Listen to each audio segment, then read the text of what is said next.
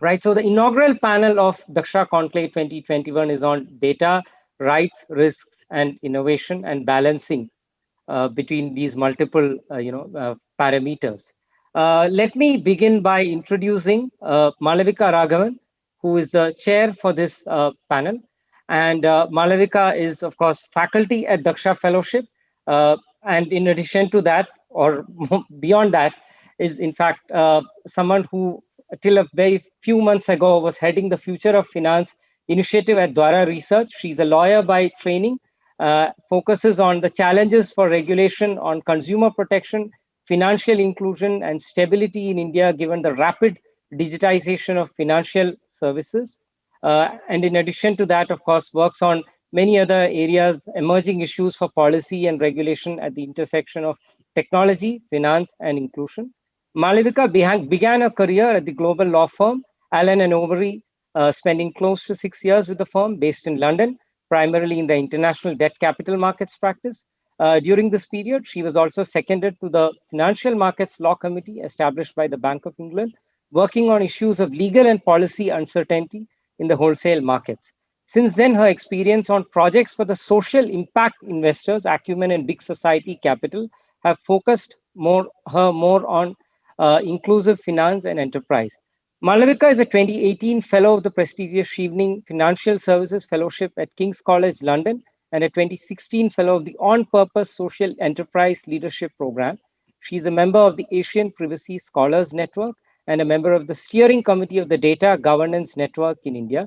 She graduated with an MPhil in public policy from the University of Cambridge and completed a 5-year undergrad law degree at the National Academy of Legal Studies and Research, Nalsar, Hyderabad. Over to you, Malavika, and I'm sure that this will be a very interesting panel discussion for our fellows. Thank you so much, Anand, and thank you for bringing us all together. I'm really delighted to be here and moderate a very interesting panel. Obviously, this conversation is, I think, one of the conversations of our time. We've been discussing it seriously in India for about, I think, again, for the last 3 or 4 years. It comes back intermittently, but I really do hope in the next 5 years or so, we'll get to a point where we can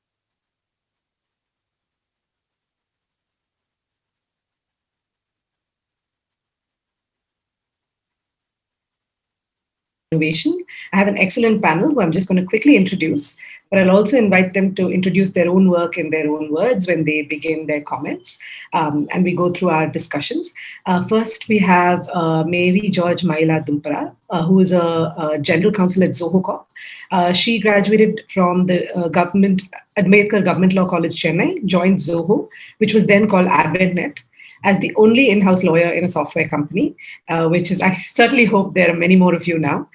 She grew with the organization to take on challenges as and when they presented, such as driving compliance efforts for the GDPR and the CCPA from California. So really keen to hear her experience in the course of our conversation. We have Neha Chaudhary, who's partner at Ikigai Law. Neha heads the policy practice at Ikigai Law, a technology and innovation-focused law and policy firm. She advises some of the world's largest technology companies, startups, trade associations, and think tanks on data governance and on law, regulation, and policy, among other areas. I know that she also teaches in her spare time when she has some at various law schools. And in terms of her academic background, she read law at the Harvard Law School and is also an alumnus of Nalsar University of Law. We then have Shyam Nagarajan. He's director legal at Glance. He has been a lawyer now for close to 14 years. He currently works with Glance, which is a unicorn, so quite at the other end of the spectrum. And in less than 2 years, they've become a unicorn. He's the director legal head of contracts. The journey in Glance has been challenging since it is quite different from their parent group, InMobi, that many of you might have heard of. They've also been very involved, of course, as I hope to discuss with them, on data and privacy matters, working with a range of committees and advising teams on privacy law and global implications. His background previously was with Trilegal, and I know one of the advisors that Anand spoke about is also from that firm, Mr. Nathan, who I'm sure we will come across in the course of the conclave, and has also worked in the in-house legal team of Reliance Industries Limited in Mumbai. In 2017, he was in part of the Legal 500's GC Power List in India as one of the top in-house legal teams. So obviously this panel is clearly much more in the weeds than someone who is much more of a researcher than me. So I've promised them that I'm going to try and be the moderate moderator and not the opposite. So with no further ado, just a broad note to the audience in terms of our how we're planning to spend the next 45 minutes or so is really just have a high-level conversation on 4 or 5 areas, primarily focused on the use of personal data. And as the panel name says on the tin, kind of think about risks, rights, and innovation. But really, I'm keen to drive a conversation that is in the weeds, because the time has passed now for those high-level principles. I think we are pretty close to maybe having a law. The JPC, which will submit its final report on the PDP bill, has been given a new deadline of March 12th. That's the Personal Data Protection Bill on the 12th of March, following which we might have a data protection bill. And then separately, we'll touch on these newer developments on non-personal data. So I'm very keen to hear how all the three of you on the front lines of really industry and who will be most immediately impacted by all of this are hearing about this. So I'll kind of kick off with the first question to all of you. And again, just when you're giving your initial responses, I'd love to hear a little bit on your work, what's top of mind for you and your firms right now. And maybe if you can go ahead and do that, but also answer this question of actually what are the types of personal data that are most used in your businesses? Because I know that Zoho and Glance have very different types of business models. And then, of course, Neha, you look at a range of emerging tech firms. So with that, I'd love to invite anyone in any order into your comments, unless you want to me to call on you like I do the students by now who dread that. So please go ahead. Go ahead, Malavika. I don't think we would dread that, but we'll probably speak after the session to see who is most dreadful. Okay. And maybe we can go in the order that I introduced you all. So Mary, Neha, and then Shyam. Okay. Hi, everyone. Yeah, thanks for having me here. There's not much to introduce. I head the legal division at Zoho. We take care of the global operations from here in Chennai. So that's a very privileged opportunity in that, there are not many, you may have opportunities in India in the field of law, but to take care of the global operations from Chennai, from India is something very interesting. And so basically, like you said, the team has definitely grown. We are a 35 member team, at least 30 lawyers. So yeah. And what kind of data do you use at Zoho? If you could give the students a quick kind of overview of your business and your data use as well, that would be kind of helpful. Okay. So, Zoho is into a lot of things. So it's very difficult to talk about what kind of data we deal with. Zoho is one of those organizations with a large portfolio of SaaS products. So basically, we have personal data, non-personal data, all sorts of data. And we are also becoming a platform, and therefore there are other organizations that build their business on us, and then that sort of data also available with us. And then we have a lot of other divisions also. So basically, we deal with almost all kinds of data: personal data, non-personal data, everything.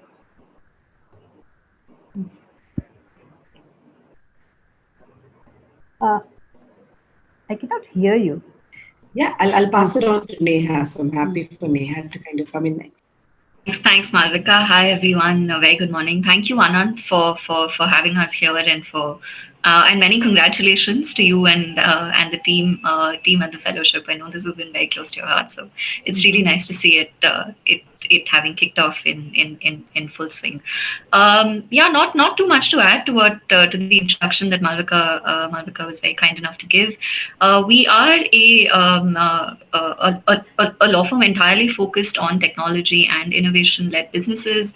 Data governance is a huge area of work for us, something that we've been tracking and working on very closely for many years now. And like Malvika said, in particular, the conversations have picked up in India for over the past, I think, since the end of 2017 is when this new string of data governance conversations took off in India. So we've been working on the personal data protection bill very very closely since then.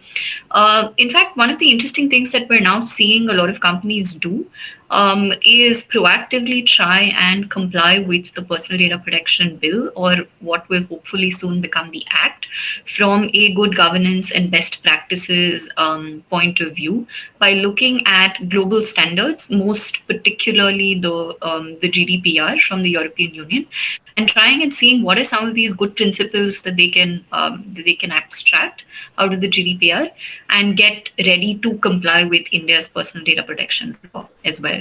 And in terms of your question, Malvika, the types of personal data that we see organizations dealing with, I think I'd agree with Mary's position on this. I think for us, we see businesses engaging with the whole shebang, everything from your name, email ID, address, contact number, to, depending on the kind of sectors in which they operate, very very specific kinds of information that might be relevant to that particular sector, right? So what a fintech company or a digital lending platform might be dealing with, accessing, say, in terms of your say in terms of your credit history or other kinds of financial information, is very different from the kind of personal data that we see an AI voice recognition platform dealing with, for example, or a health tech company who's engaged in, who might be in the business, who might be an e-pharmacy, or who might be in the in the business of providing teleconsultations, will obviously have access to a lot more sensitive health information. So I think it really depends on the end use case of the business. There are, of course, a few common data points that I think businesses, regardless of what sector they're a part of, will have to deal with, whether it's personal data or whether it's sensitive personal data. And that's also agnostic of whether you are a data controller or a data processor, right? So that's, at the very least, every organization is going to be a paymaster. So even just from an HR perspective, there's certain kinds of personal data that you see businesses deal with. So yeah, I think a fairly wide spectrum. Of course, agree with Mary on non-personal data. Obviously, as is a big component. In some cases, you have mixed data sets. So figuring out where personal data ends and non-personal data begins is a challenge. But yeah, interesting questions for the lawyers to grapple with. So. I'll hand it over to you, Shyam. Yeah. Hi. First of all, thank you very much, Anand and team. I think it's a wonderful opportunity to be part of something like this. And as I was saying, I was telling Mahesh some time back that it's wonderful to see, and it's a little overwhelming to see at least one room with so many people, because it's been a little. I have not seen this in a while. We've been seeing people behind the laptops and respective mobile devices. So this is really wonderful to see that. And to very quickly touch upon what I do, I mean, given the recency factor, I've been with InMobi, or the Glance, or the InMobi group, to be precise, for the last 6 years. And the last 2 years, we've been focusing more on Glance, because Glance became a company, and InMobi is more of a B2B on the mobile advertising space, whereas Glance is a little different. We focus more on the B2C, where it is a lock screen app which is featured on some of the phones that are live in India, and we also plan to go we plan to expand outside India very soon.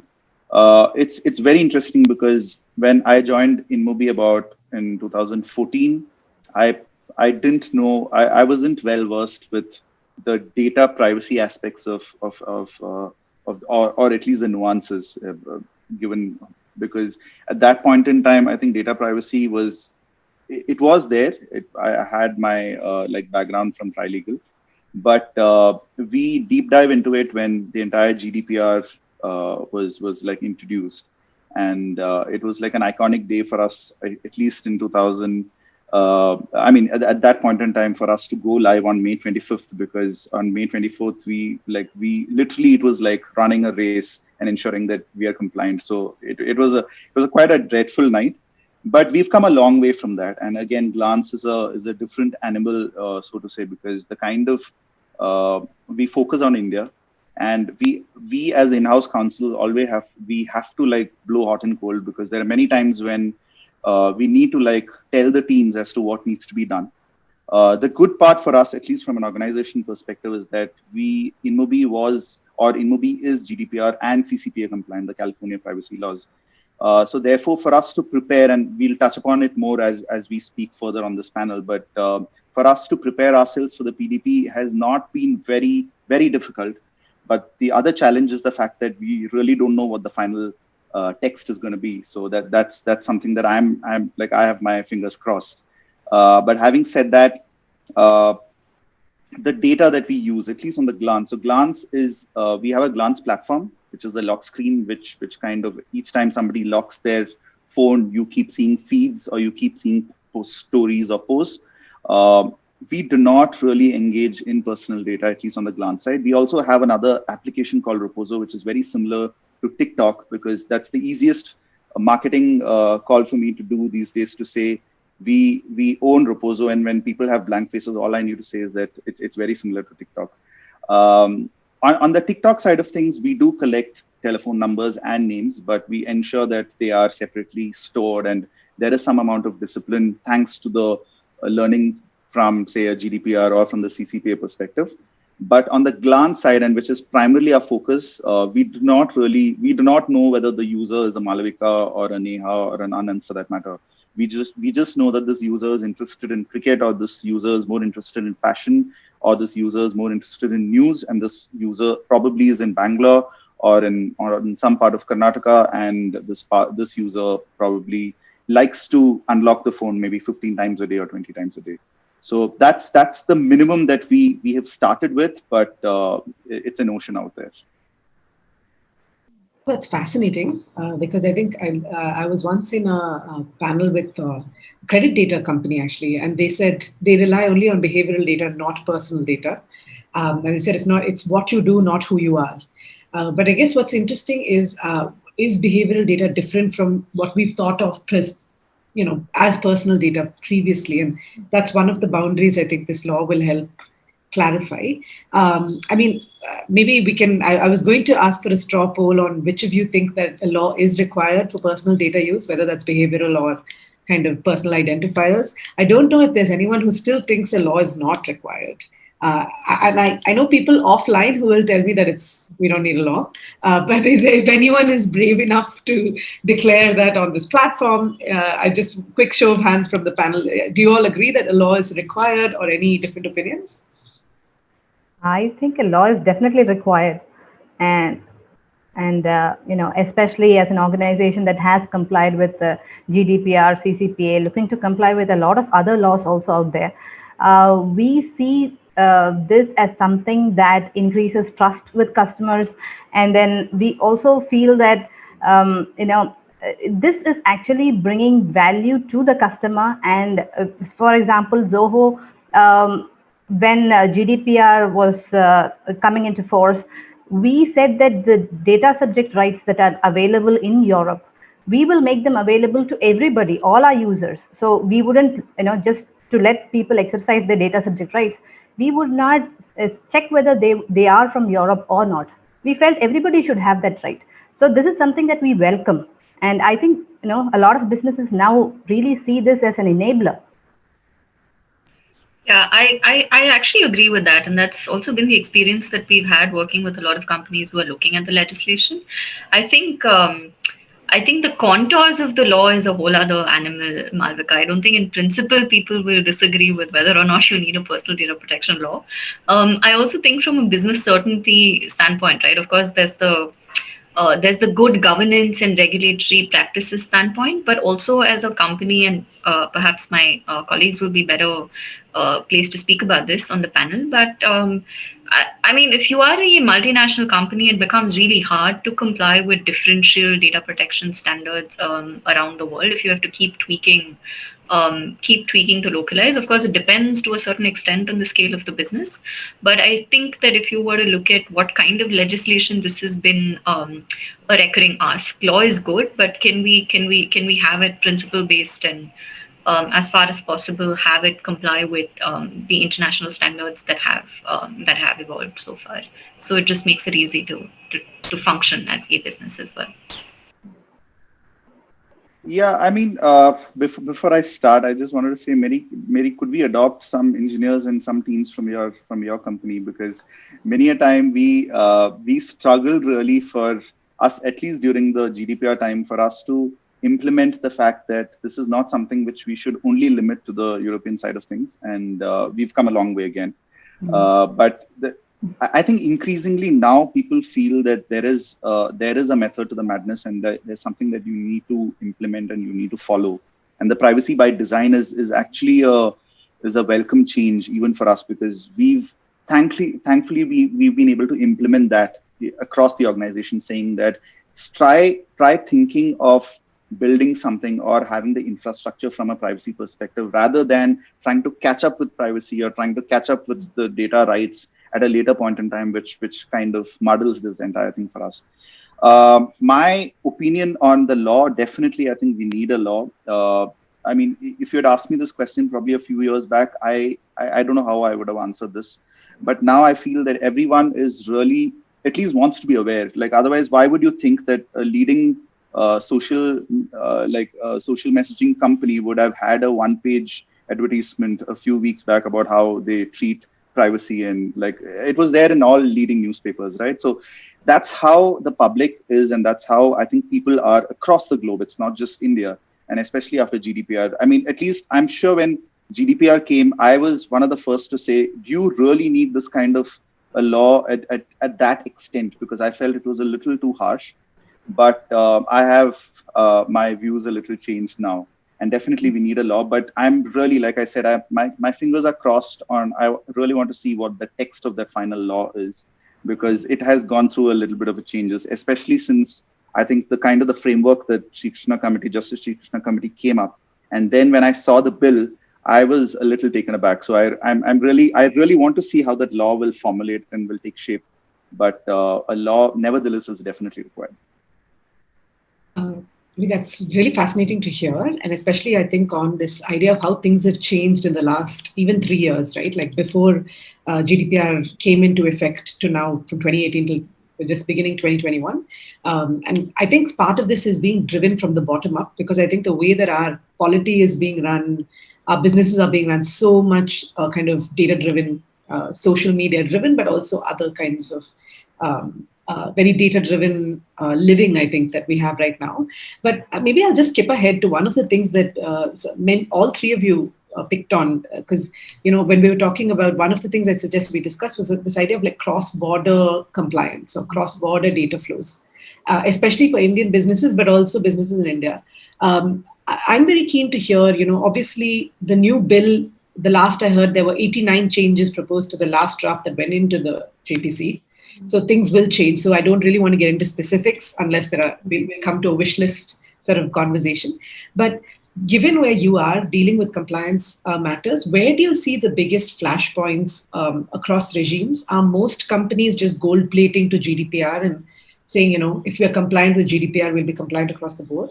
Or is there this problem where even if you're compliant with GDPR, there's actually an Indian requirement or some other requirement with clashes with GDPR? How do you deal with that? I'm very keen to hear your perspectives, and maybe we can go in reverse now. So I'll come to Shyam, then Neha, and then Mary. Yeah, I think, like I said, I was one of the first to say that in the company, I was very relieved when GDPR came and we implemented GDPR. And at that point in time, this entire Indian law was like brewing. And then CCP also came in 2016, or sorry, in 2019. I think we've lost you, Shyam. I'm sorry. The problems of working from home. I just got a call, so I'm just trying to see if I can. Just give me a second. Yeah, sorry. So I was, for us, it has always been a struggle because we felt that while it's easier for us to say that there is a GDPR and you've basically structured or you've come up with a infrastructure or a technical infrastructure which kind of implements or which kind of complies with GDPR. There are a few other things like one of the things that I picked up a few months back, and I'm probably a little outdated there, is the PDP bill in India, the current form. The definition of personal data doesn't, it talks about what directly or the indirectly, the characteristics, everything is being discussed about. What it doesn't talk about is the fact, and if I were to compare this with the GDPR, it doesn't talk about, like in GDPR, it does say that there is an online identifier. It does say about a name. It does talk about a location. Whereas in this, the law or the definition of personal data itself is quite broad. So I've had people coming and saying that, hey, we can implement GDPR, or we've already implemented GDPR in EU or across the world. We are compliant with CCPA. But in India, how are we going to look at it? Like and this is something that is going to be very interesting. I want to hear from the other panelists also, like how with the new NPD coming, what is really personal data and what is really non-personal data? And before the NPD coming, if somebody had asked me this question, just looking at the personal data definition, I would have said, I don't know. I would have put my hands up. I would have said that looking at the definition, it looks like everything that you do, whether you are a human, whether you are indirect, whether you can do it directly or indirectly, whether you are identifiable indirectly or directly, that comes under the purview of personal data. So for us, it's that we are hitting that roadblock because people every now and then are coming and saying, what do we need to do from an additional PDP law perspective? And I keep telling them that hold your horses, because just because you have implemented a GDPR or a CCPA doesn't mean that we won the race on the India front, because we still need to see what needs to be done. And at least, and again, like I said, maybe cross-border, or even the data flow outside India, it's going to be very interesting because there are different frameworks or different articles or different laws that seem to be talking about this. Data localization has again become a big thing. I guess GDPR started it at some point in time. China has always had it for a while. Vietnam is a big pioneer for it at some point in time. So India wants to do it, I'm sure has the intent, but it's really, really going to, I'm waiting to see how this is going to affect some of these companies who especially have their, I think, foothold outside India, but have a huge business interest in India. And how are they going to deal with the data of, say, the Indian citizens or the Indian data subjects being in India and not coming outside of India? So that's very interesting for me. And like, I would like to hear from others too.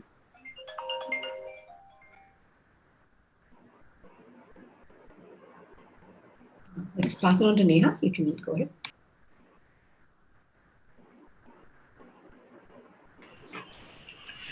So I think the short answer to that question is I don't think complying with the GDPR gets you to comply with the personal data protection bill. I think it gets you close in many respects, like Shyam was talking about earlier.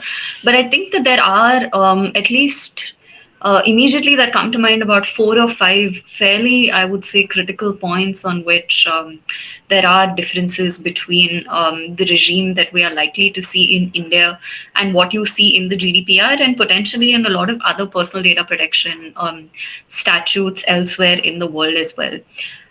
Internally, the way I like to think about this is also look at it from particularly for a B2C company, look at it from the stuff that you need to do to comply with the PDP bill or any data protection regime, really, from a customer-facing point of view. So that covers everything from your user interface to the kinds of privacy policies you're designing to the kinds of rights and processes you want to set in place to give effect to those rights, everything that involves interacting with the customer and everything else that happens on the back end, whether it's organizational processes, whether it's technical architecture, whether it's anything else that could potentially fall within this wide sort of privacy by design matrix that we use to think about like a privacy first approach to sort of businesses.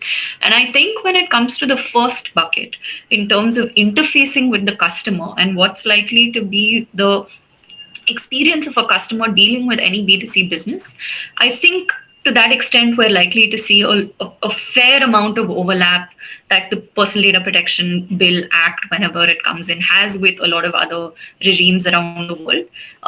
Things like effective notices, granular consent, the bouquet of data subject rights that um, India's law will give you will largely, I think, be consistent with what you're seeing around the world, elsewhere around the world. I think it gets complicated when it comes to, like Shyam was talking about earlier as well, operationalizing some of these other requirements that the law is likely to have on business, right? The first of them being local storage in India and restrictions on cross-border data transfers. India definitely we're likely to see very, very strong data localization requirements. So that's going to be one. Second, just this categorization of personal data that the Personal Data Protection Bill talks about, right? You have personal data, you have sensitive personal data, and you have a yet to be defined category of critical data. And again, obligations acting or affecting each of these different categories differently. You don't really see this in countries around the world. Again, like Shyam was talking about, your subset of sensitive personal data will likely look different in India than it does elsewhere around the world. And of course, all of the ripple effects that brings, including, again, further restrictions on cross-border data flows or data localization. The other big thing that we're also likely to see in India is a lot of is multiple regulators coming in to govern personal data. So it's about it does become difficult for a business. We're already seeing this playing out in the financial sector, right? You have a data localization requirement by the financial regulator. You have something else, the PDP bill is on the horizon, so potentially if there are inconsistencies, how do you reconcile that? Likely the same thing that we're going to see play out in the healthcare sector as well. Telecom, the regulator is likely to get into the action. So we're going to see a lot of customization necessary based on which sector a particular business is in, and also interfaces with other regulators, right? So non-personal data is something that we've spoken a lot about, and I don't think data governance laws, personal data protection laws elsewhere in the world do think about non-personal data in quite the same way as the Personal Data Protection Act is thinking about it. And honestly, we don't know which way it's going to play out. On the one hand, you're hearing that the section that empowers the central government to ask businesses to share data will be deleted, and yet equally on the other hand, you're saying, hey, you know what, this is really important, and I don't really see it going anywhere. So I think definitely some key differences, including in the way that the new Data Protection Authority will function as well. Maybe it will be a lot more prescriptive than we've seen regulators in other countries, because a lot of the details, at least in the current version of the bill, seem to be coming through regulations that either the central government or the DPA are going to prescribe for you, right? So prescriptive technical standards, maybe prescriptive standards for things like encryption, etc. So it'll actually be really, really interesting to see how that plays out.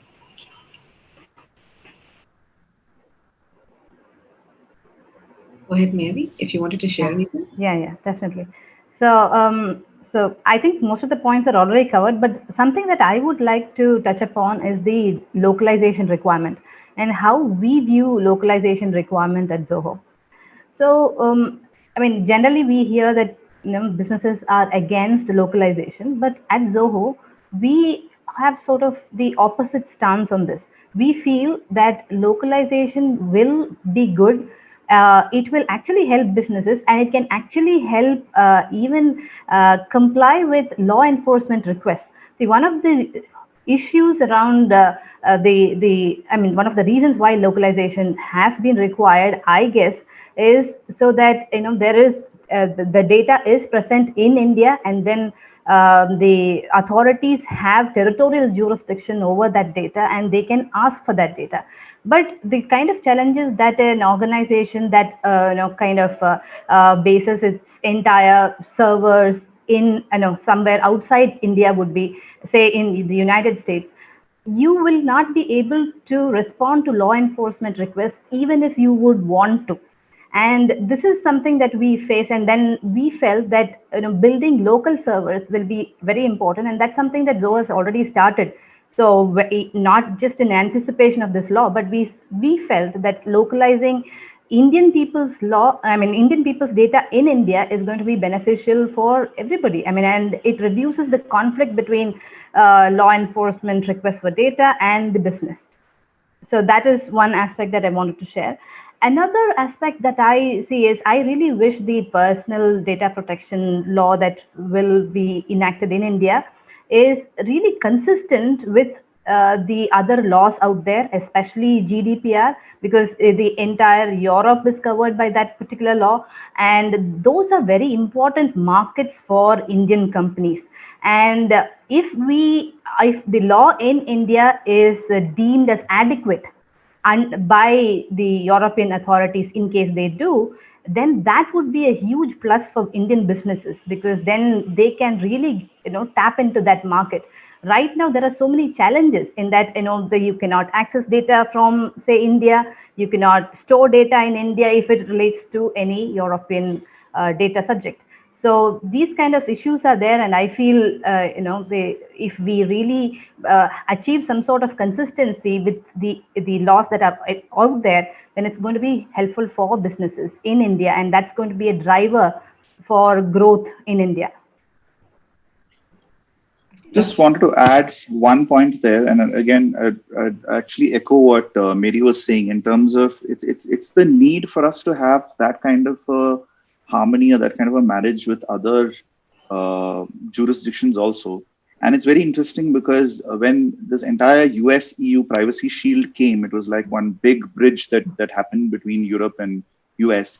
And very strangely, if you see that one of these courts have struck it down, so it's invalid now. So, and we also like use this as a defense or use this as an excuse many a time when we see in a data processing agreement that comes to us saying that you will comply with the privacy shield, and our simple answer is that how effective is that, or how valid is that? Because, and which is why I feel that it's not just, say, from our regulators perspective that we need to watch out for. We also need to see how other so-called evolved countries like, say, a US or even an EU comes up with a bridge mechanism, because as Mary said, it's very important on how you do it, on at least having a structure for it, and how you go about it is something that we can always decide.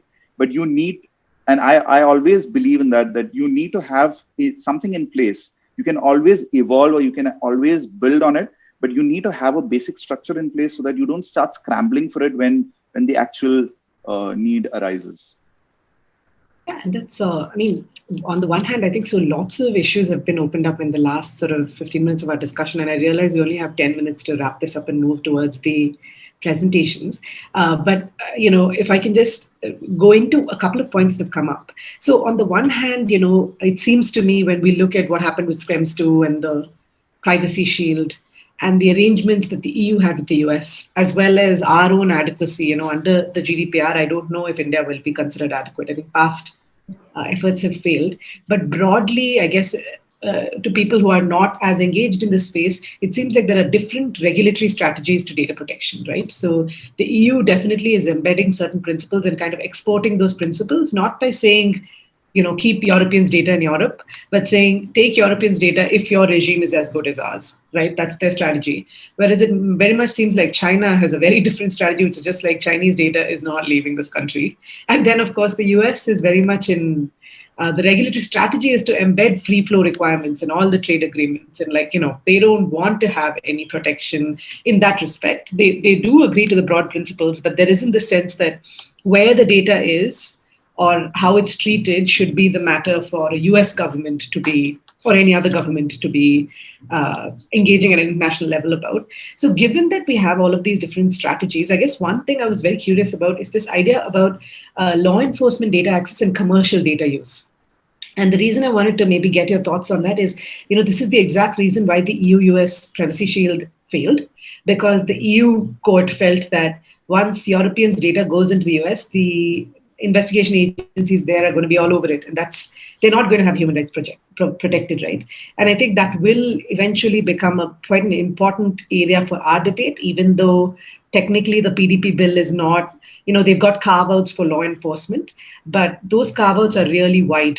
And I think that's why you have these competing objectives. On the one hand, you just want to do business, but if that business then requires a kind of wholesale handover of data to law enforcement agencies or surveillance agencies, is that something that companies are worried about, or is that something that commercially it's not it's not the company's place to question the motivations of law enforcement? And so my question to you really is, given what we've seen with Twitter and the central government the last few days, very curious as a company, how are you guys tooling up, or in advising companies tooling up for this kind of a situation? Because that's going to affect your data and in some sense your business, your customer trust. I don't know how much you can say in a public forum, but to the extent that you have any broad principles or ways you're dealing with this, and how you think that'll affect the PDP bill, how you're complying with it, I'd love to hear. And again, maybe now we can start with Shyam, move on to Mary, and then come to Neha. But please feel free to jump in. Yeah, I think it's a very, very interesting point, and it's something that we've been debating in our organization also for a while. And the underlying principle that we always follow, as in-house counsels, what we try and tell the company is the fact that believe in data localization, because that's going to be the norm very soon, and whether you like it or not, right? And we can work out the contours, we can try and see how it's going to implement, how it's going to come out of it, but please do not be in a situation where you do not know how to contain data that you've collected in a particular region within that data.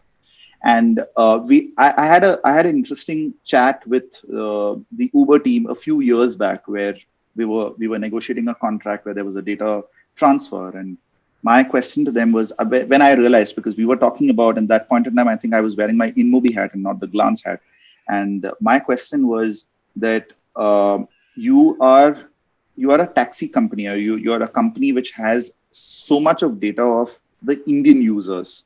Now, where is that? Like, is that data really is that stored here, or is that still processed outside India? And the simple answer was, they said there's no data that's processed here. Every data is actually stored outside India and in Europe, where the company is headquartered. And the non-legal team who were with me were asking me, like, how is this? Why hasn't India come up with something which is very similar to, say, what US did a few months back, or say a few years back, where they said that I do not want the data to go outside US, especially to China.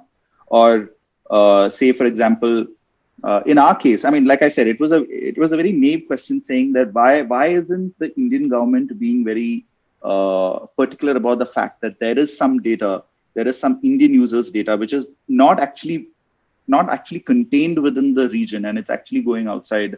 And I didn't have an answer. I was like, this is company policy, and this is how Uber has implemented their structure, and we also need to, like, start thinking about it at some point in time. Like, it was not that, and today.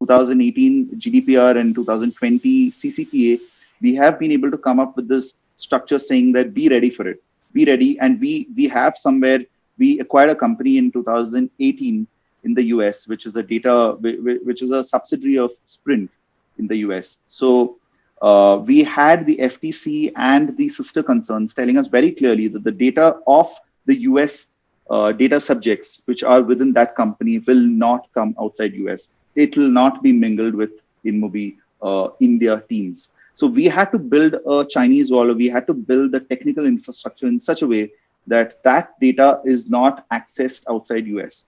So I feel that, like you rightly said, this is somewhere EU giving back to US the lack of confidence, saying that we're not very sure about how the data is going to be, right? And which is probably the reason why the EU Privacy Shield or the US Privacy Shield that really failed. So I think it really requires a lot of thinking across organizations and across regions. And I like I said, I really do not know how this is going to play out. But one thing is for sure, that we need to be very careful about the data localization aspect, because that's, and many a time what happens, at least in India, and I'll probably request anonymity when I say this, that many a time they will come up with a mandate, not knowing what that mandate is really going to, how it's going to play out. So the mandate is going to be that you cannot have data going out of India, and they will not know how to control it or how to go about it. But that mandate is coming very soon, and we'll have to wait and watch.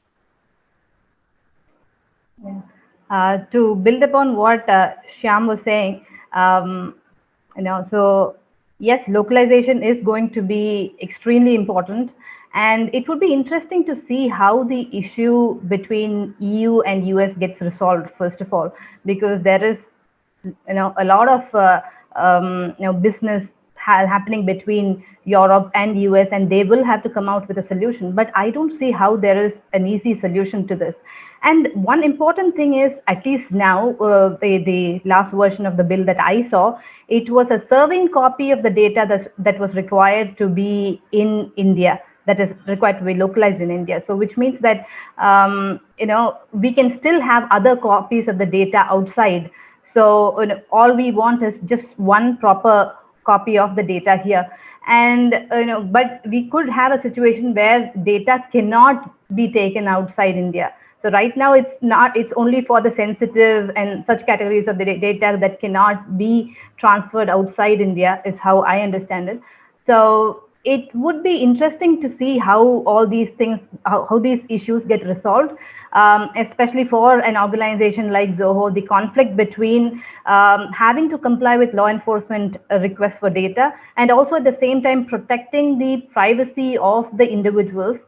That is a huge issue, and that is why we also felt that localization is the only way to go about doing this, so that you don't unnecessarily end up conflicting. Because if the law enforcement of a particular country asks for data of that country's individuals, then that's okay. You're complying with that country's law.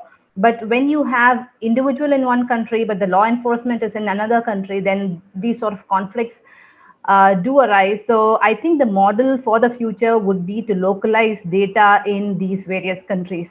And that is going to be technically very challenging, but I'm sure that is perhaps the only way. It would be interesting to see if there are other ways, but we feel that is one of the practical ways to resolve some of these conflicts.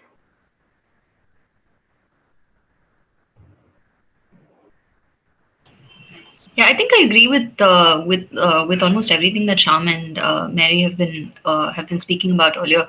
We do see businesses struggle with the law enforcement access to question even now, because of course, while you 100% have to comply and you want to comply with the laws of the country in which you're operating, particularly law enforcement requests for information, I think what businesses struggle with is sometimes interpreting or trying to figure out the boundaries of overbroad requests for information from law enforcement agencies, because it's very easy, right? If you just look at section 91 in the CRPC, which is a kind of request that we see, which is actually something that we see happening fairly often.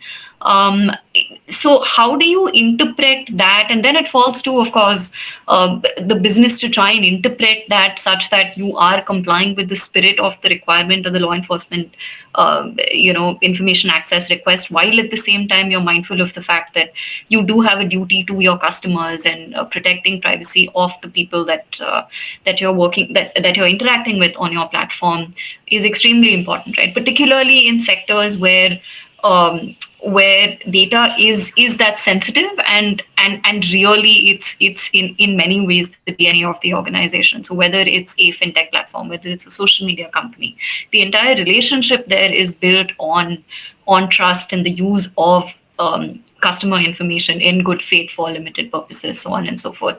The other interesting thing that we're seeing, or we're likely to see actually, is whether conflict of law situations are likely to try and get resolved contractually, or the ramifications that they'll have for cross-border contractual arrangements? Because in the aftermath of Schrems and the impact on the EU-US privacy shield, what businesses have resorted to is standard contractual clauses, and just because that's really the only way in which you can transfer information between jurisdictions. But there is, of course, that added requirement now, where it's the duty of businesses to ensure that the data that is being taken overseas is protected and is given the same kind of safeguards in the jurisdiction that in sort of the receiving country. And in practice, then you're likely to see all of these obligations that you would be subject to in your home jurisdiction just passed on downstream to all of the vendors and everybody else that you sort of have contractual arrangements with. And then for a person on the receiving end of the platform of that kind of agreement, of course, then it becomes a question of negotiation and how much you're really willing to comply with and what you can reasonably do subject to your own sort of legal obligations. Like, I can't contract, even if I wanted to, I can't contractually enter into an agreement that says, hey, if the Indian government asks me to share data, I'm not going to do that, right? Even though that might be a problem when it comes to complying with the EU GDPR. So it'll come down to a lot of interpretation by businesses, I suspect, and we'll have to see which way this evolves. Yeah, and like I said, there are so many things that I would love to follow on this conversation, but I see we're at time. I suppose, just to kind of tie together the threads, what I'm hearing, and this is the first time I've actually heard this, is that the future of many companies might actually be localized data storage and data use. If I had to extrapolate that, I think in some ways, from a consumer perspective, it would be very sad if we had an Indian Twitter and then a US Twitter and then an Indian fintech app, which is different from, and then, you can't access what a US consumer can or a EU consumer can. And also it's a lost business opportunity for many, I suppose, that you can't really have this globalized single product for different markets. Maybe that's a good thing, maybe that's a bad thing, but it's a fascinating thing to witness in our time where we thought, we all get onto the same internet, and maybe that won't be the case in the next 5 years because of this data conversation. The thing we didn't get to talk about, but which I'll hand back over to Anant to take us into the presentation, was really already we have a kind of interesting tension between how personal data is treated in one regime versus another, and that inferred data or behavioral data is considered personal data in certain regimes and not others. But now to top it off, the Indian government has come up, or the committee has come up with this new idea of non-personal data, which is different from the EU conception, that really anything which has been anonymized or was never personal data, human data to begin with, is now this new category of data. And there'll be some kind of enforced sharing basically through a framework of that data.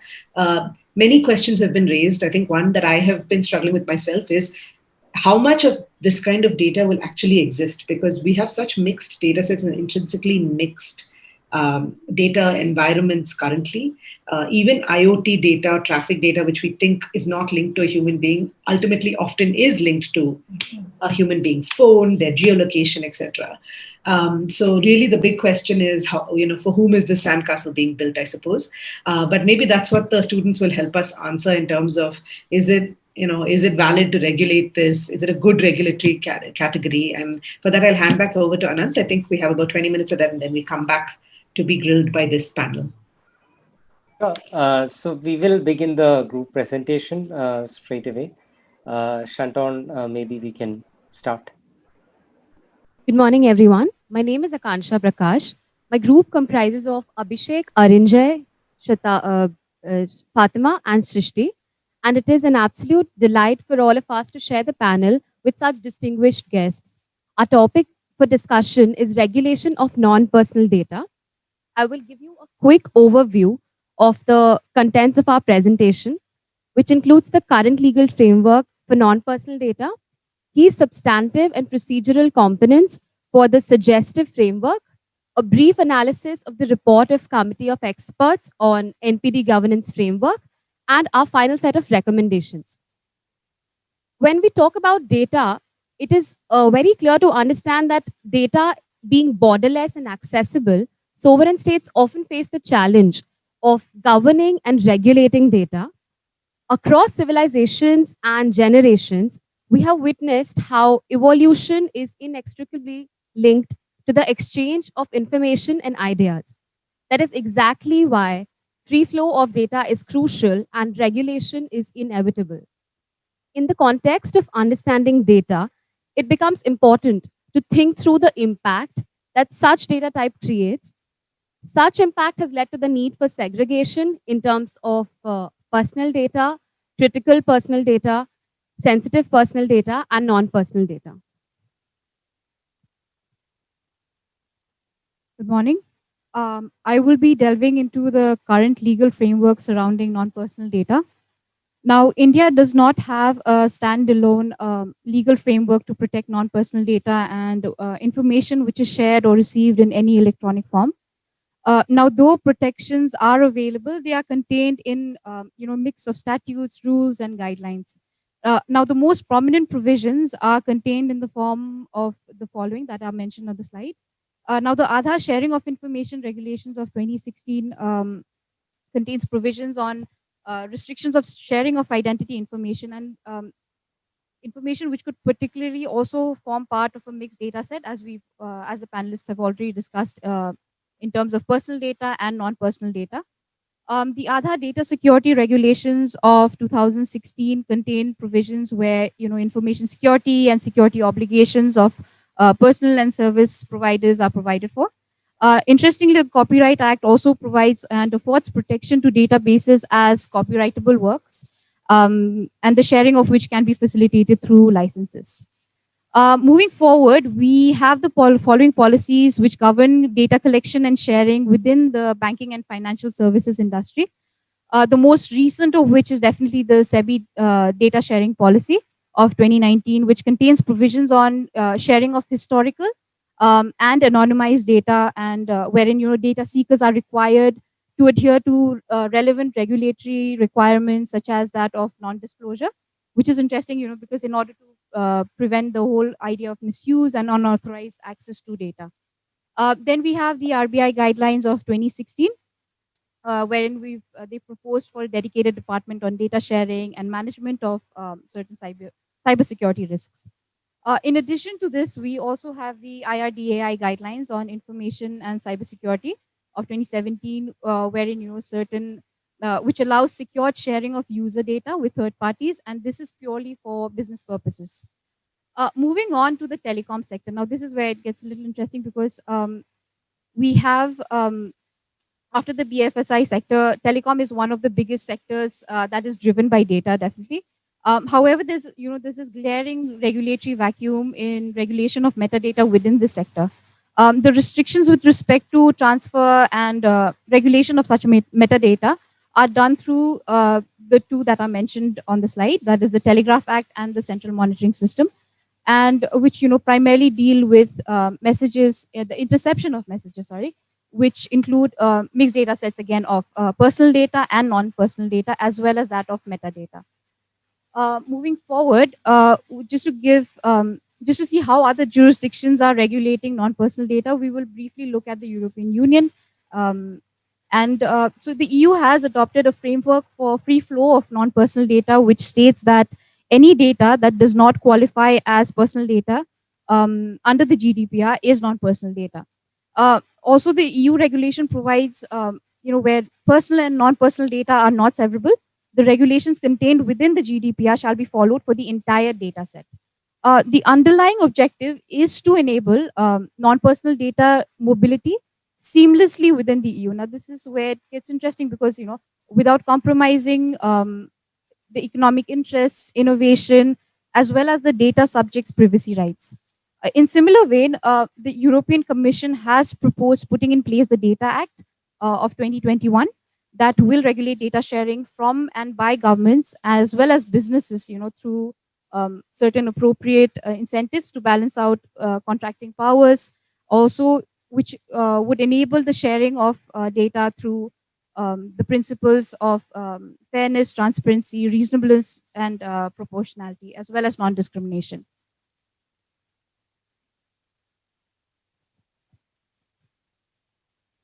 So when we talk about the regulation of non-personal data, we cannot start before putting out the definitions of personal data and non-personal data, which has been set out on the slide for your reference. Personal data includes personally identifiable information about a natural person. Non-personal data includes data which has no personally identifiable information or any personal data which has been anonymized. Now, as Malvika rightly pointed out, there's an existential crisis for non-personal data.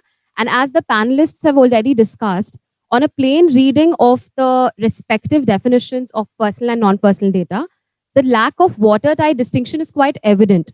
Therefore, it is pertinent to ask if there is an ambiguity on the subject matter of regulation, what do we try to regulate? Once we have the clarity on the subject matter of regulation, we can start to think about the why of the regulation, and the benefit versus harm approach comes handy here. Is it to tap the benefit that non-personal data will get us by averting the tragedy of anti-comments? Or are we looking to prevent the harm that may follow as a result of the misuse of such data by entities? Or could it be both?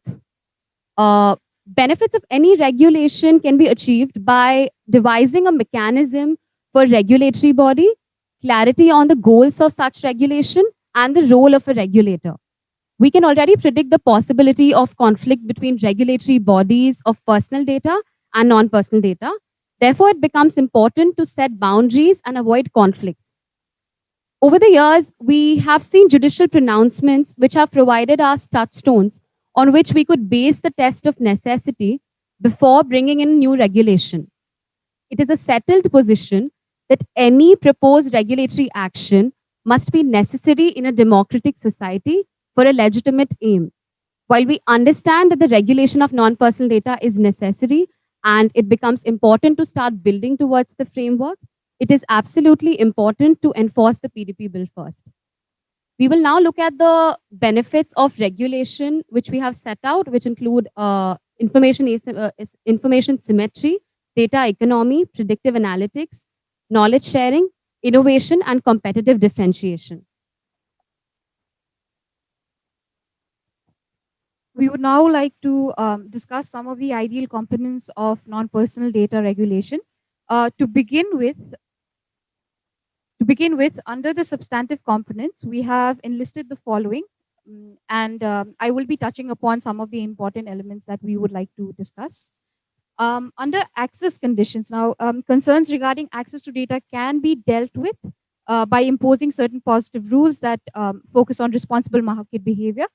And we believe that such ex-ante forms of regulation would be not only helpful in reducing barriers to access of such data, but also with regard to information asymmetry. Sorry. Now, also the establishment of platform neutrality rules to ensure businesses engage with each other by being governed by the principles of fairness, reasonability, and non-discrimination. Now, anonymization of personal data at source mechanisms must be put in place to ensure, that re-identification of anonymized data does not occur. Also, we believe that anonymization should be done at source. Moving forward, now in the context of the data stewardship framework that we propose, in the context of non-personal data, under the data stewardship framework, the presence of a data steward will not only help in creating, this space for empowerment of users, but also aid in representing their interests. Now, such entities can definitely serve as a balancing force between the competing interests of the user and the data fiduciary. Also, given the higher financial value that is attached to larger data sets in this context, non-personal data, such a data stewardship model for non-personal data will be extremely apt, considering the same privacy concerns of personal data may not apply with the same rigor in the case of non-personal data. Furthermore, we believe that providing incentives in the form of standard form contracts, tax breaks, remuneration for sharing of data, and a certain administrative guidance will be helpful and have been adopted by other countries as well, such as Japan, will bolster, this whole idea of data sharing and also increase innovation not only amongst big enterprises, but also small and medium enterprises. Moving forward to the procedural components, I'd like to focus on voluntary data sharing. Now, to address commercial interest of entities and privacy concerns from the whole idea of re-identification of anonymized personal data, now, or preventing collective harms arising from the processing of non-personal data. Now, this can be done on a voluntary basis by entities involved in the collection, use, and processing of non-personal data. Now, in addition to this, it is also imperative to ensure that, to prevent re-identification of anonymized data, certain best breed differential policy algorithms could also be used to create such an anonymized data. Now, these algorithms could, jointly be evolved by Indian academia and the industry as well, and can be continuously improved. Now, we also believe that the focus of being on voluntary disclosure of data sets of non-personal data, entities should do this and should be carried forward by the data trusts, and it should be also subject to periodic audits by the regulatory authority. In terms of data cleaning to ensure data quality, a data quality tool would be helpful to detect and fix any such dubious entries, corrupted data, missing data, just to ensure that we have correct data sets, as well as to avoid duplicate entries being cleansed. Hello. Am I audible? Good morning, everyone. So I'll be taking you briefly through the report by the Committee of Experts on non-personal data governance. So firstly,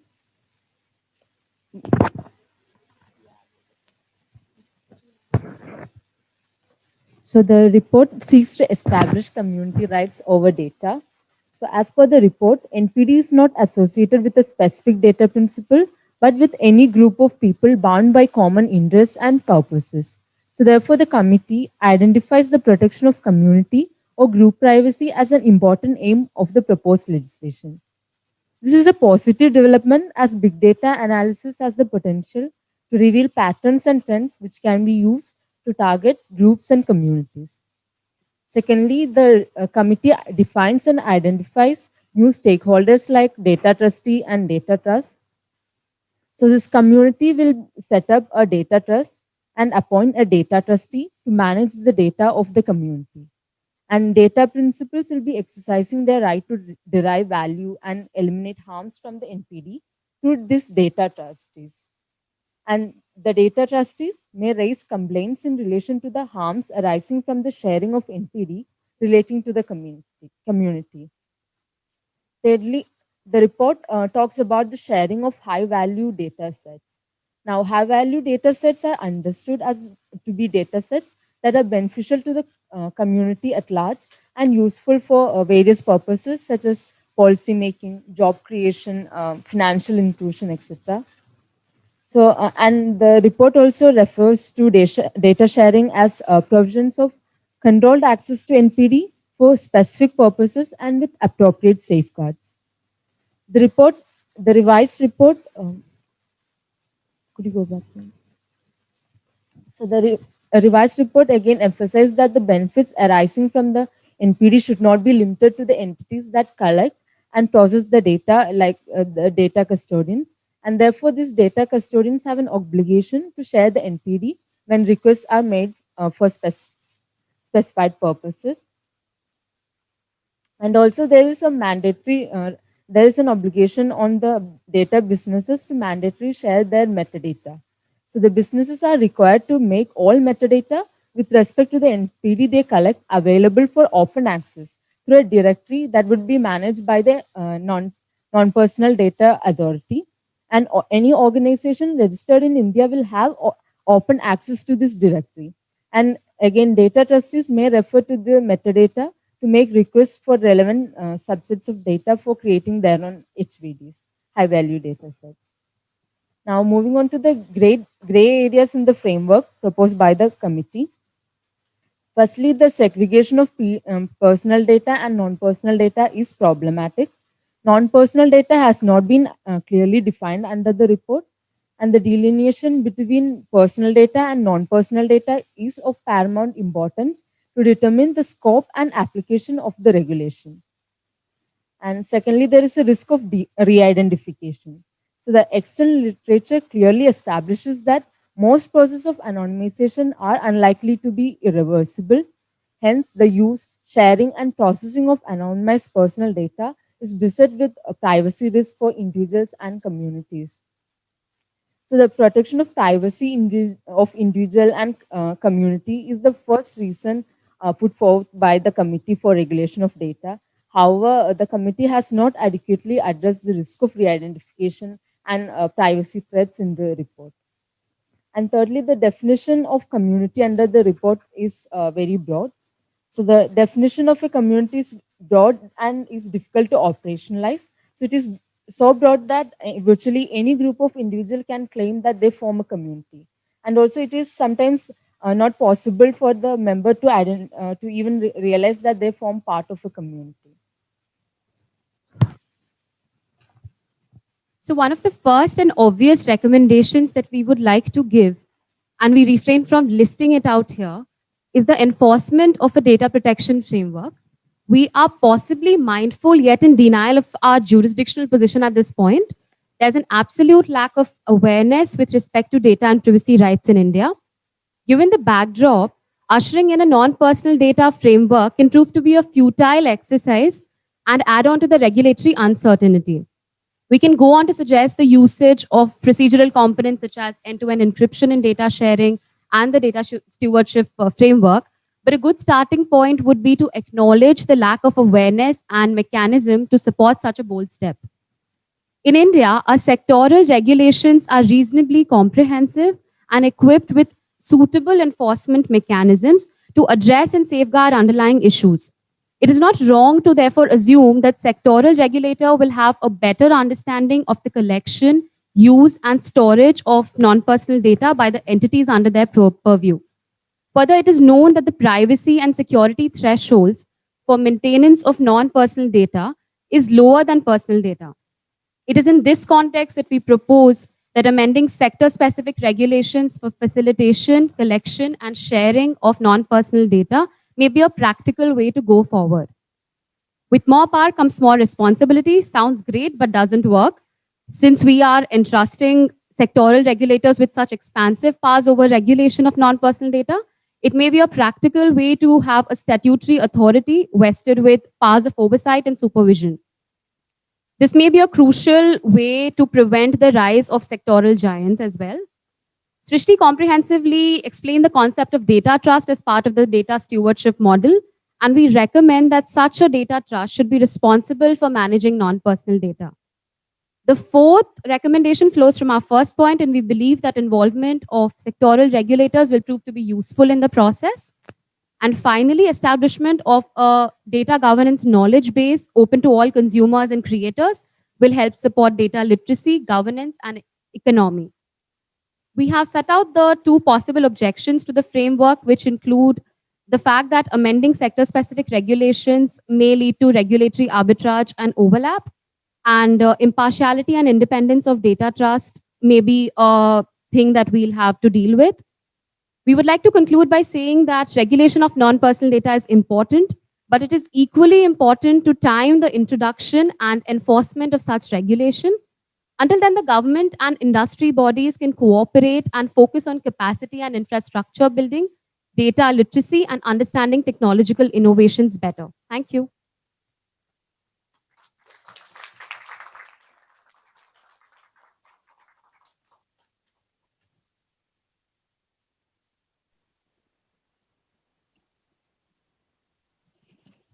So Malavika, I think it's feedback time.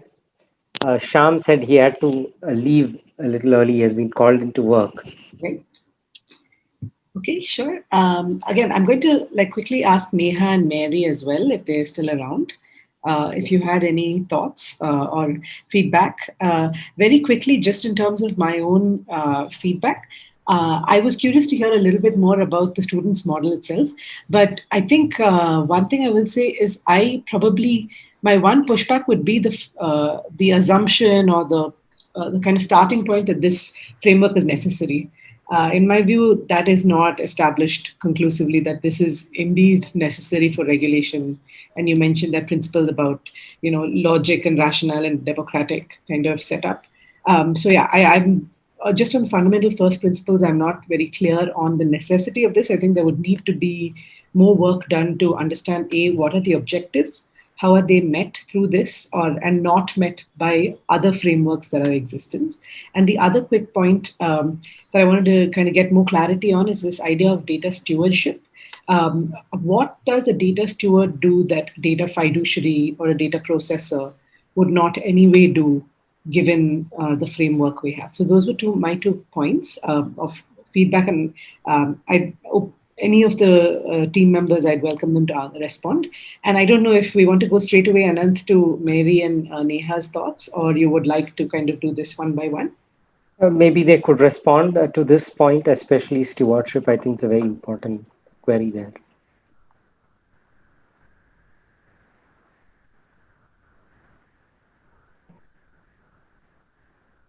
Good morning, ma'am.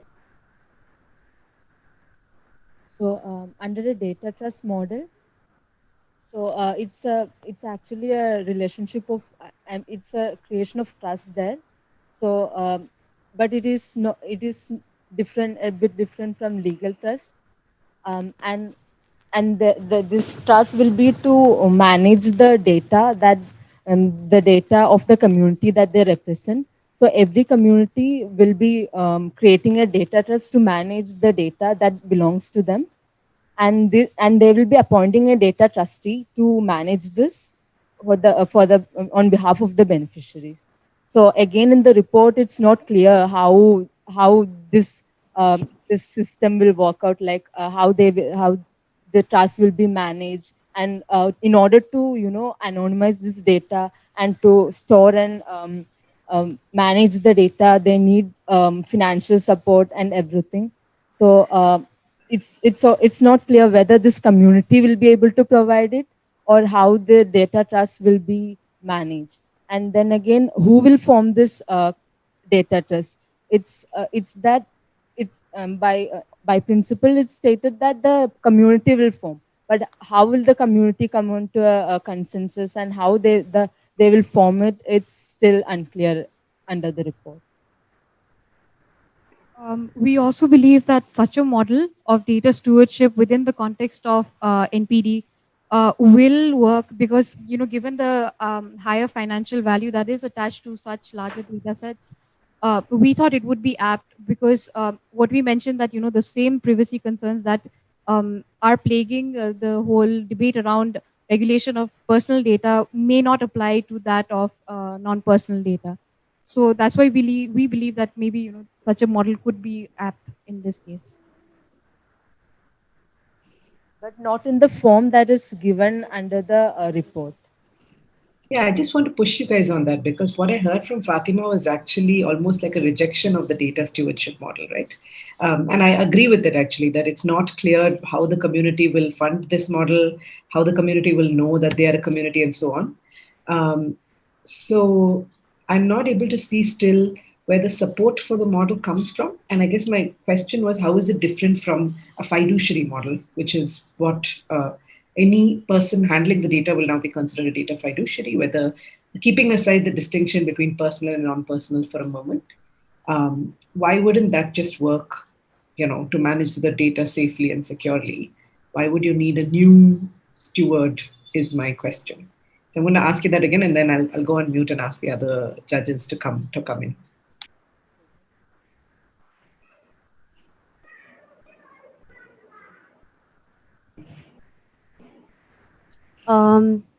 Possibly because data trust will be regulated under Section 8 of Companies Act, and there would be some regulatory backing to the same. Okay. So you think that makes more sense than having obligations under the PDP bill? Yeah. Okay, cool. I'll hand it over to the other judges. Nice presentation. Yeah, it's good to see how much the students have done in terms of putting in effort to understand the new framework, and it's good to see so many people assembled there, and the way, and I can see that there has been a lot of preparation behind this. So it's good to see that. And regarding this whole non-personal data itself, that is something that really um, worries us as an organization. We are not sure what, I mean, this is sort of like a mandatory obligation to hand over data, right? Right. So, and especially when we have mixed data sets. So there will be effort involved in terms of anonymizing the data, segregating the data, and all that. And in all cases, it may not be possible. That the effort involved may be quite a lot, and we don't know whether it will be possible in all cases. So the point is like you mentioned, what is the purpose that we are trying to achieve here, and is such a regulation really required? I can see that a lot of data in the hands of a few organizations or whatever, and how they only they stand to benefit or they could possibly misuse. But how I don't see how mandatory disclosure requirements will actually improve the situation. I feel this whole law is at least unnecessary at this point, but that's my point of view.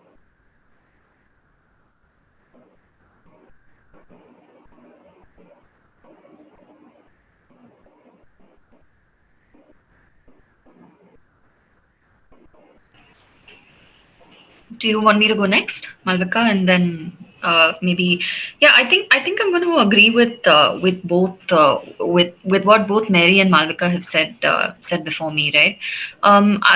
I liked the presentation, and great job in terms of actually really engaging with a with what is a very complex subject, and what we're really all beginning to talk about in the country. And I do think that you've identified really well what a lot of the important themes are.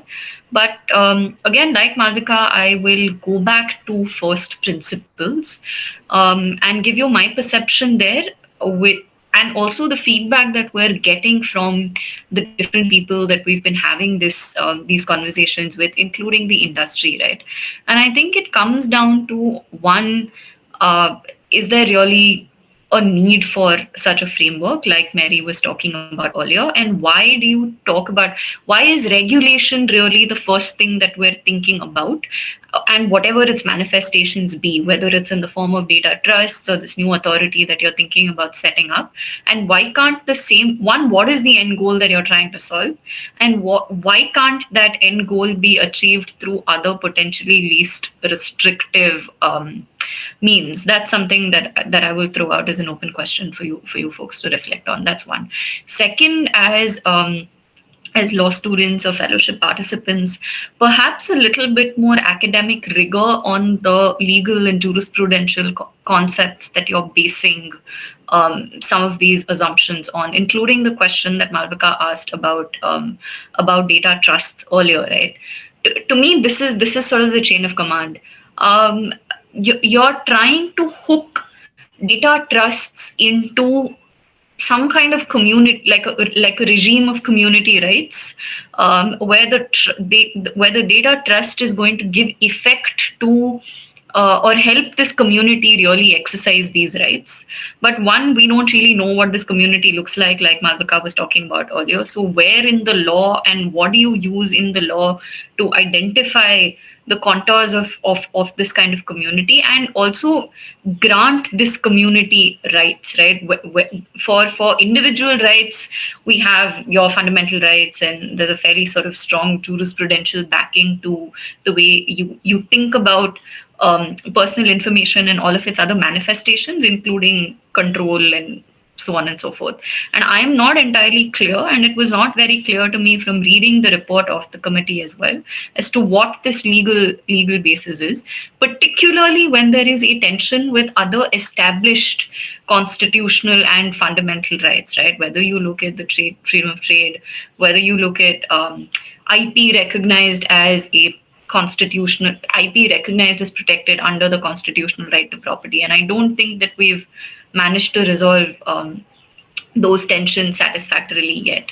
And I think even from a pure sort of commercial business sense, we're not really hearing too much support for a model that's heavily regulated in the whether it's data trust or whether it's any other kind of regime that would be I suppose, imposed by a new regulator or any regulator, right? Like there's a very high compliance burden that's associated with something like this. And if we can achieve the same thing through, say, voluntary frameworks or anything else that we can think about, do those models not really make sense? Yeah, I think just some open thoughts.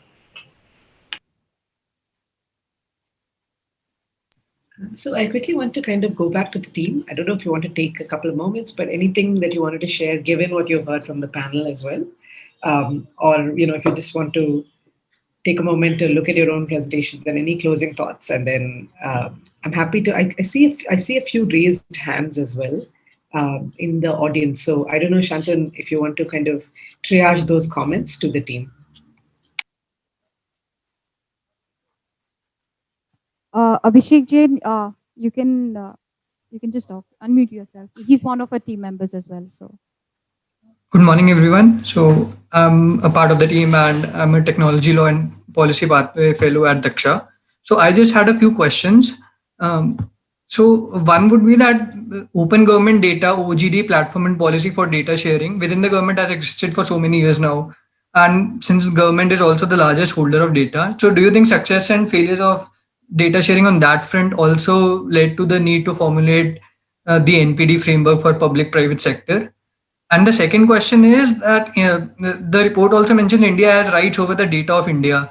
So can data be restricted to a particular country? And given the fact that India has refused to endorse the Osaka Declaration on Digital Economy regarding data free flow with trust.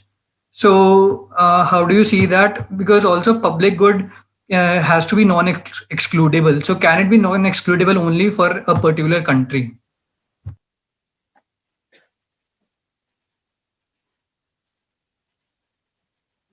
Is this a question to us or to the team?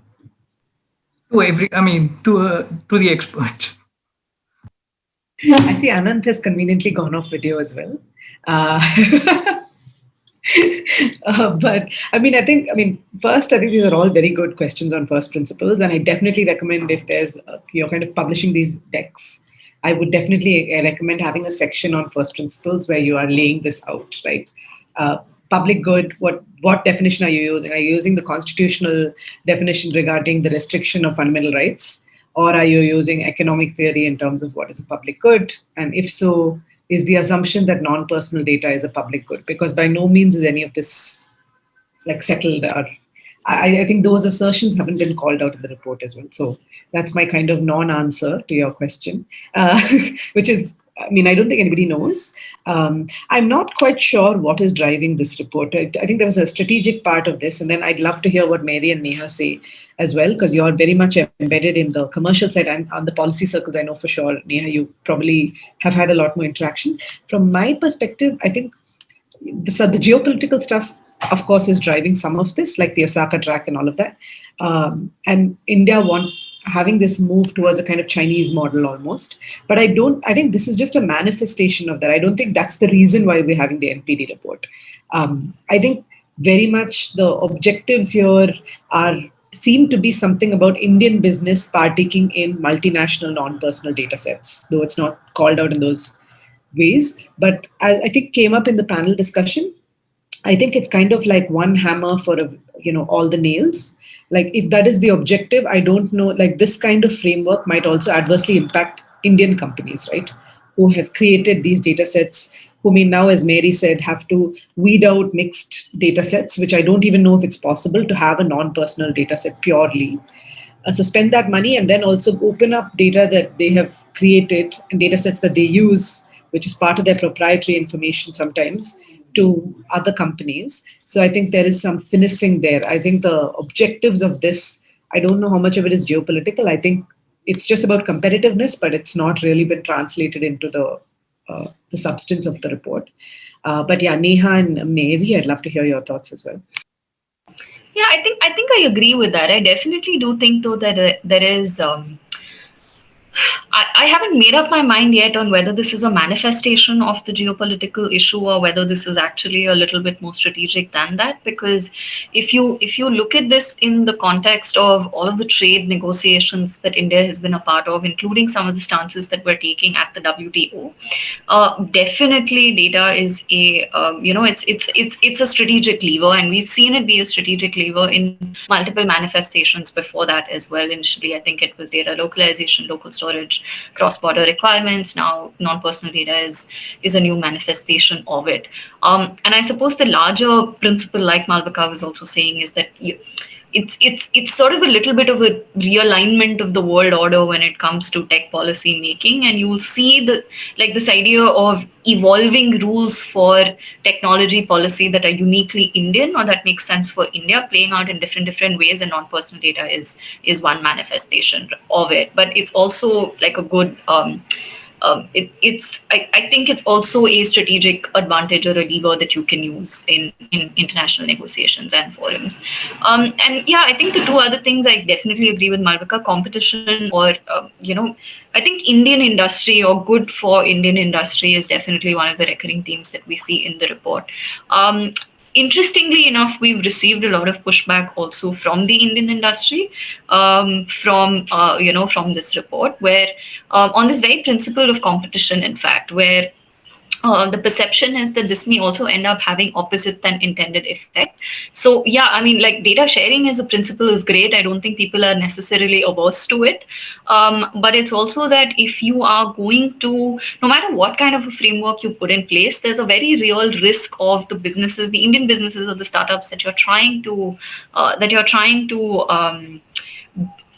hoping will get benefited from this, ending up becoming at a competitive disadvantage, because the perception is that there's nothing stopping a larger company or a more well-established company from getting access to certain kinds of information that potentially is more valuable to me as a smaller business.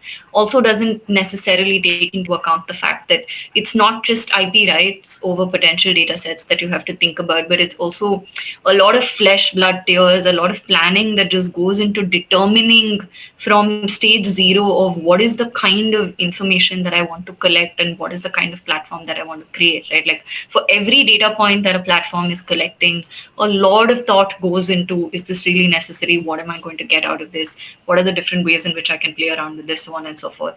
And I don't think that the report necessarily grapples with this in too much detail. As to whether what happened at the open with India's sort of open data movement, whether that had an impact here, I can't say for sure, but I can say that I haven't really heard that cited as a reason or really seen it come through in any of the deliberations or documentations that we've really seen from the committee, really. And in fact, we've heard the opposite, right? Like, that you had an open data movement and we weren't really able to make too much out of it for a whole host of different reasons, including how much appetite there was in the public sector. So in fact, let's focus on strengthening this out.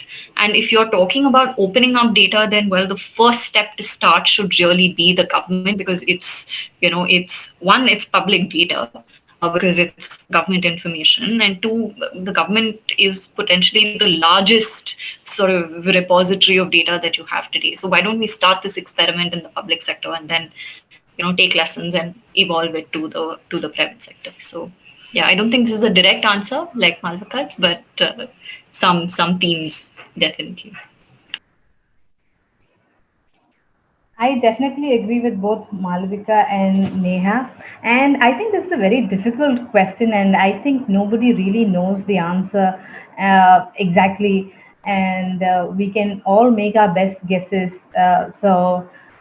Yeah, and and really, as a business, we somehow felt that we definitely see personal data protection as something that will be a business enabler, but on the non-personal data itself, I mean, definitely we are not as receptive. And we see this as opening a lot of challenges in terms of how data should then be stored. And this probably goes back to the architecture itself. And we really don't know whether we are asking for disproportionate effort here. So, so really, I cannot really comment on this, and I mean, anyway, Zoho has really not participated in any of these discussions, so I'm not as well informed as Neha is. So, yeah.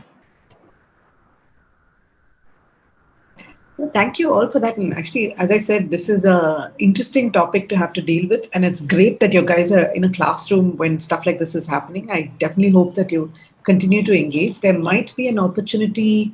I don't know if there will be a last report because I think there have been a lot of the responses from what I understand to this report have not been consistent. I don't think there is a large community of people who really want the NPD framework. Unless that's behind closed doors. I think the majority of discussions I've heard is that people are a little bit still confused about what's going on. So I hope you continue to engage with this. And I think we're also on time. So Anand, I'm happy to hand back to you unless you want to make any closing comments. But thank you again, Mary and Neha, for joining, and for all of you for being in that room there, and to Shyam in his absence. Thanks, Malavika, Mary, Neha, and Sham, for making this happen. I think this has been very valuable feedback for our students, and I'm sure they'll reflect on some of this and work a little more on the presentation before we upload it online. We have a next session coming up in another 15 minutes, and that's going to be on India's model bilateral investment treaty of 2016 and evaluating various policy trade-offs. Thank you all once again for taking time out on a Friday morning and kicking off Daksha Conclave 2021. I'm sure this is a memorable occasion and moment for all of us. Thanks. Thank you, Anand. Bye. Thank you so much. Yeah. Bye.